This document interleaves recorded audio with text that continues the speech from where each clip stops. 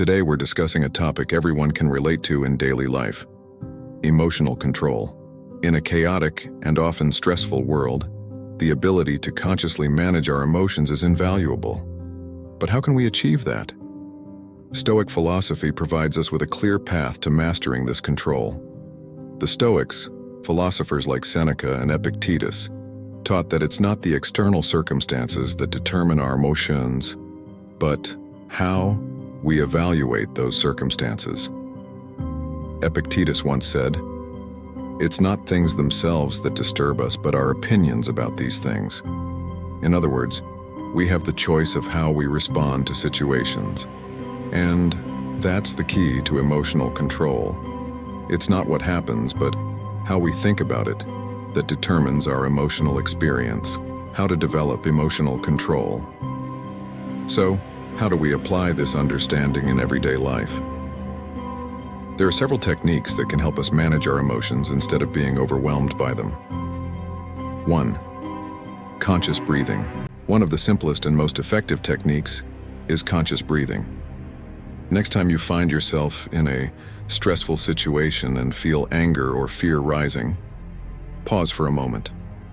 Focus solely on your breathing. Take a deep breath through your nose, hold it for a few seconds, and then exhale slowly through your mouth. This simple technique calms your nervous system and gives you a moment of clarity before reacting impulsively. 2.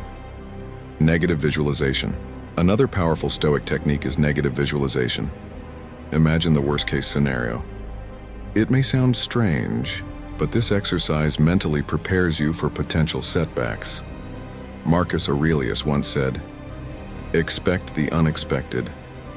By preparing for the worst, you take away the situation's power to overwhelm you. If the worst happens, you're ready. And if it doesn't, you'll feel relieved. 3. Distancing. Sometimes our emotions are so intense that it's difficult to stay objective. In those moments, the technique of distancing can help. Imagine you're observing the situation as a neutral bystander. How would you evaluate the event if you weren't directly involved? What advice would you give a friend in your situation? This distancing allows you to put your emotions into perspective and make more rational decisions. Anger and frustration. One of the most common emotional challenges we face is anger or frustration. Maybe someone has hurt you, or you're facing an obstacle that seems insurmountable.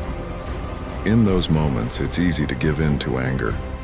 But Seneca said, "Anger is brief and blind, the worst form of foolishness." Anger clouds our judgment and often leads us to say or do things we later regret. Instead of letting anger take over, pause and ask yourself, what do I gain from this anger?